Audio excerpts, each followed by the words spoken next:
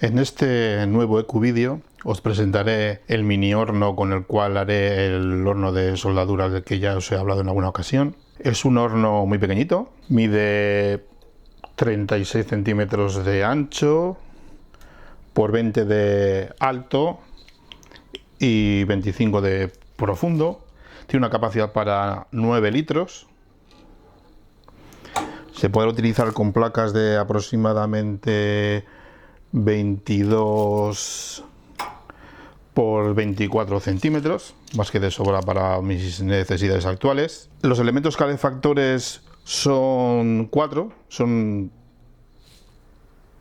elementos resistivos, lleva 2 en la parte baja, otros 2 en la parte superior. Tiene una potencia de 1000 vatios, pero es muy probable que no sea suficiente, porque este tipo de elementos calefactores tienen mucha inercia térmica. Una vez que se aplica corriente a ellos, les cuesta mucho calentar, no tienen una respuesta rápida, y una vez que se corta el suministro energético, les cuesta enfriar porque tienen mucha masa. Son mucho mejores las lámparas halógenas. Haremos una prueba de cómo funciona con el controlador, a ver si es capaz de seguir de una forma más o menos utilizable la curva de soldadura correspondiente.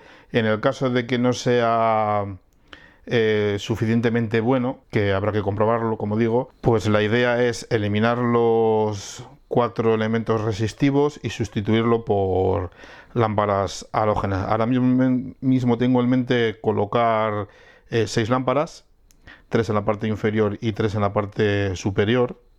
Insisto que todo ello, si los elementos resistivos no pueden cumplir su función de forma adecuada, y esas 6 lámparas serían de 300 vatios, con lo cual nos pondríamos en unos 1800, casi duplicaríamos la capacidad, la potencia actual, y además lo convertiríamos en un dispositivo mucho más rápido.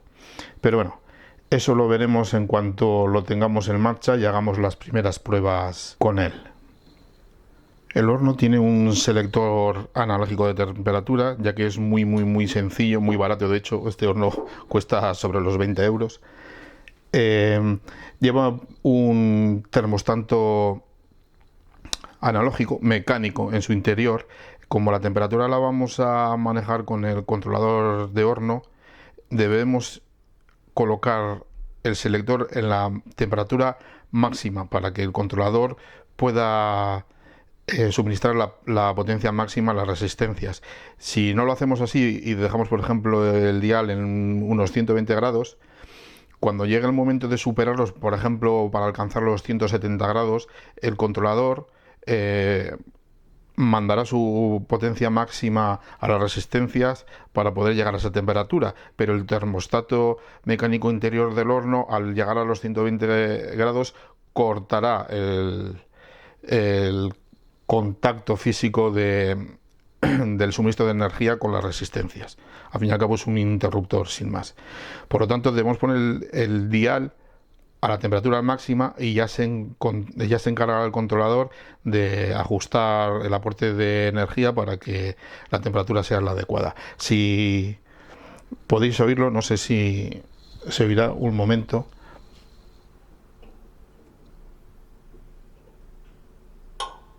¿Habéis oído el clac? Escuchad de nuevo. Otro clac. Ese es el termostato mecánico. Para no tener problemas, seleccionar la temperatura máxima y que el controlador se encargue de ajustar la potencia para llevar la temperatura por donde debe ir. El segundo control de que dispone este horno es el de tiempo, que como en todo tipo de hornos de estos baratos, en el momento en que esté en cero corta el paso de energía, estaría apagado.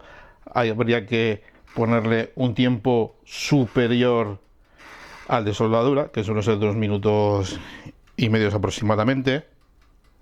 Oís el tic-tac, tic-tac, tic-tac del contador mecánico.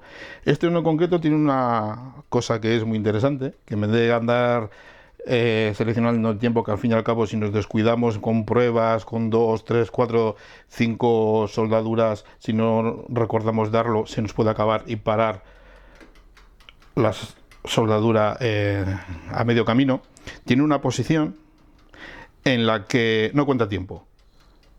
Lo pondríamos en el stay on y independientemente del tiempo que pasa, siempre estaría el horno funcionando.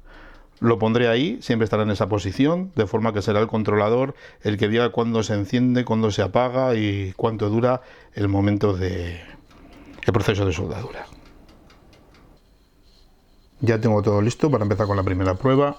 Lo que se ve en la imagen pues es algo muy sencillo, simplemente la sonda es el punto de enfoque y alrededor veis pues la parrilla donde era en su día colocada la placa y se puede ver abajo en primer plano una de los elementos calefactores. Supongo que llegará un momento cuando esté calentando al 100% que lo lleguemos a ver rojo, pero bueno, veremos. Sin más, vamos a comenzar a ver qué tal responde el conjunto horno controlador. Vamos a reflow. Go.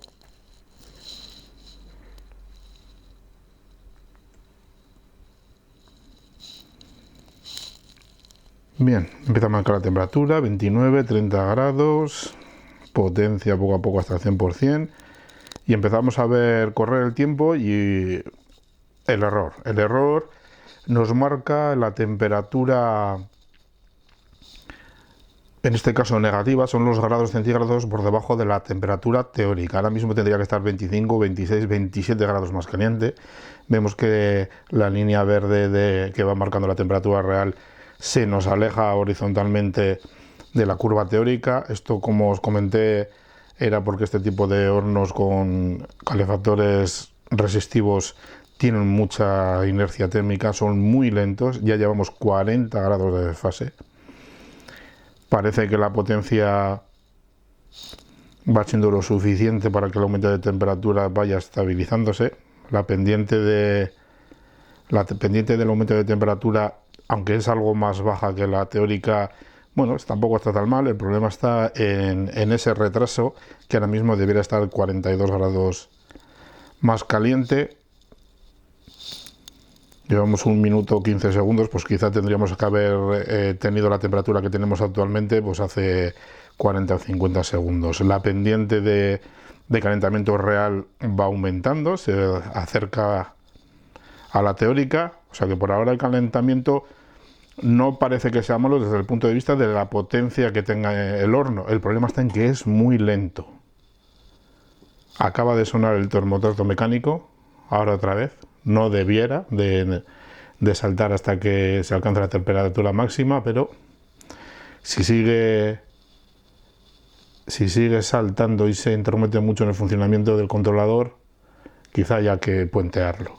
Bien, nos acercamos poco a poco a la temperatura teórica. Ya tenemos un error de solo 11 grados. Ha vuelto a sonar a saltar, no sé si desde ahí puede oírse.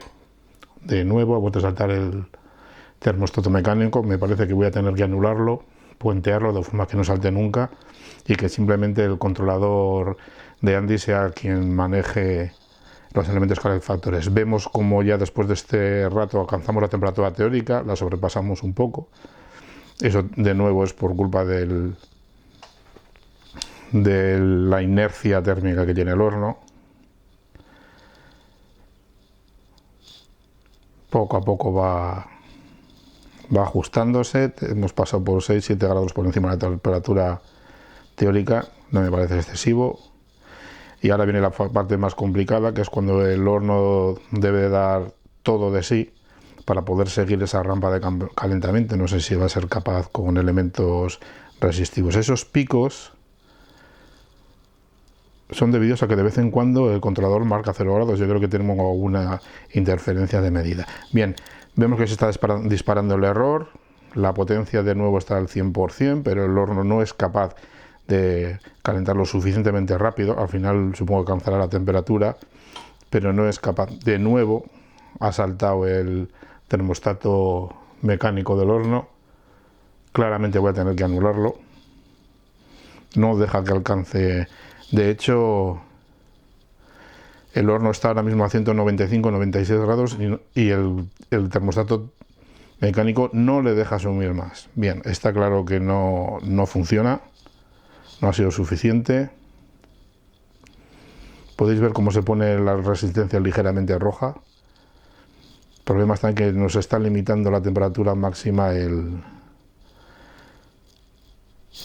termostato mecánico. Bien, decidido, lo tengo que eliminar. Voy a parar el horno y abriré la puerta para que vaya enfriándose.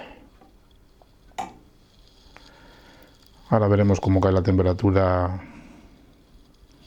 Está marcando de nuevo 0, tengo interferencias. Supongo que será porque había un par de componentes que eliminé, como recordaréis, de la placa de control. Puse en 2 puentes en lugar de unas ferritas.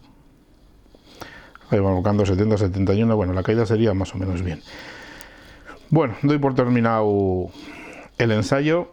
Lo repetiré después de eliminar el termostato mecánico. Voy a puntearlo de forma que sea el controlador de Andy quien controle realmente la temperatura y no me ande saltando el mecánico, que me ha hecho que entre él más la inercia mecánica, la inercia térmica de las resistencias, pues haya sido un semifracaso.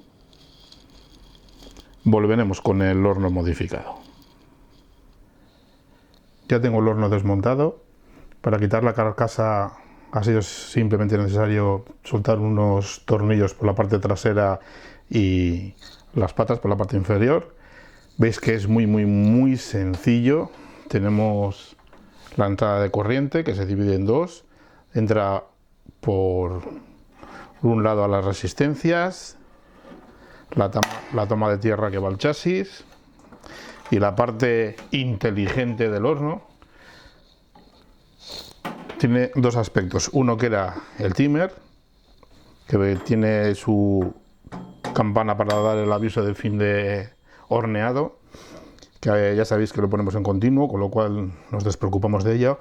Y luego la otra fase entra por un termostato mecánico, que no son más que unas simples láminas que con el calor, ¿veis cómo suena? Clic, que hacen de interruptor. Entonces llega la corriente, deja pasar y va a los dos elementos resistivos. Yo voy a hacer un puente y para ello soltaré ambos extremos del interruptor, empalmaré, los dejaré fijos y seguros con cinta para que no pueda haber un corto, y a partir de este momento el control de temperatura será exclusivo del controlador electrónico. De hecho, el puente, he puesto un conector Faston al cable que iba al termostato y lo he empalmado con su salida, lo he aislado también y ya está listo para los ensayos. No es una solución elegante, entre otras cosas porque si el controlador de Andy falla en el control de la temperatura porque se rompa la sonda, marque 0 o la cosa que sea, el horno nunca dejaría de calentar y podemos tener un problema. Entonces, para ahora dejar así, para comprobar que ha mejorado la respuesta, pero en un vídeo posterior mostraré cómo le instalo otro termostato manual con sonda por el interior para ponerlo de seguridad, que esté por ejemplo a 250 o 260 grados, de forma que si el controlador electrónico falla haya uno mecánico que nos dé una seguridad de que no va a quemarse ni a haber riesgo de incendio. Ya tengo el horno listo para una nueva prueba de comportamiento tras haber anulado el termostato mecánico. Temperatura ambiente 27-28 grados. Así que vamos a reflow y go, que comience el proceso de soldadura. Veremos si ha mejorado algo. Desde luego en la parte inicial de precalentamiento y demás no vamos a ver ninguna variación, porque ya hemos comentado en el vídeo anterior que ese desfase de temperatura, ese retraso en realidad, se debe a que el horno tiene mucha inercia térmica. Ya tenemos calentando al 100%. menos 38, menos 39, ya empieza a subir de una forma más o menos interesante. Siempre andamos por ahí, 43, 42 grados de error. En realidad es un error que tiene su importancia, porque el proceso de fundición del estaño necesita que la placa se vaya temperando, que vaya alcanzando en cierto orden esas temperaturas para que la pasta y los elementos a soldar se vayan atemperando de forma gradual. En nuestro caso, como va más tarde esa temperatura, pues tenemos menos tiempo de atemperamiento. Si el punto de fusión también se nos retrasara, pues digamos que estaríamos sustituyendo lo uno con lo otro. Es como si todo el proceso de soldadura se iniciara con cierto retraso y llevara a todas sus proporciones, pero en este caso no.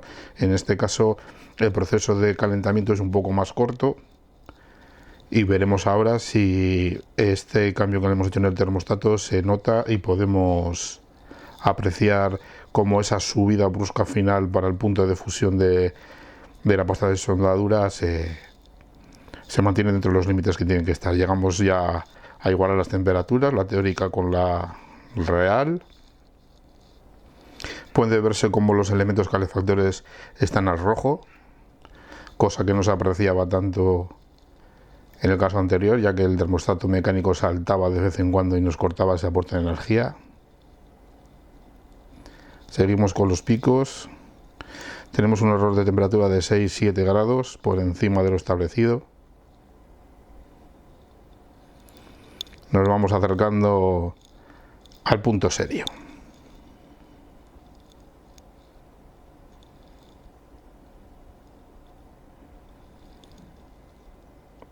Creo que también se podría hacer un pequeño ajuste de los valores de P y D del controlador.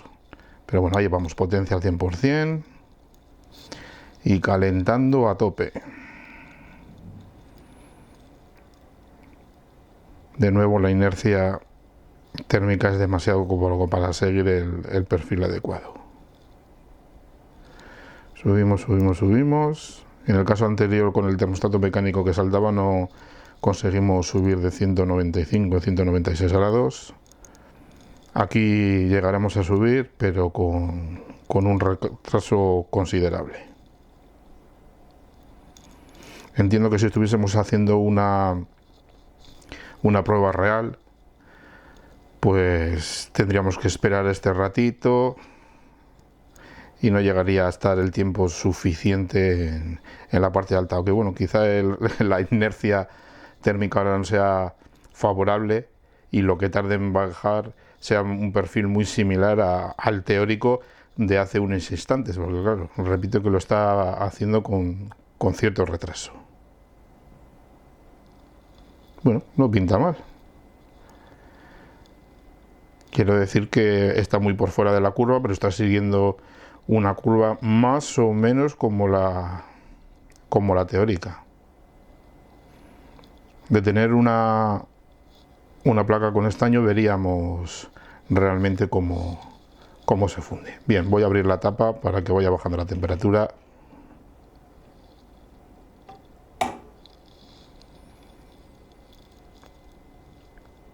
Y al final a parar el controlador. La temperatura vemos que va descendiendo.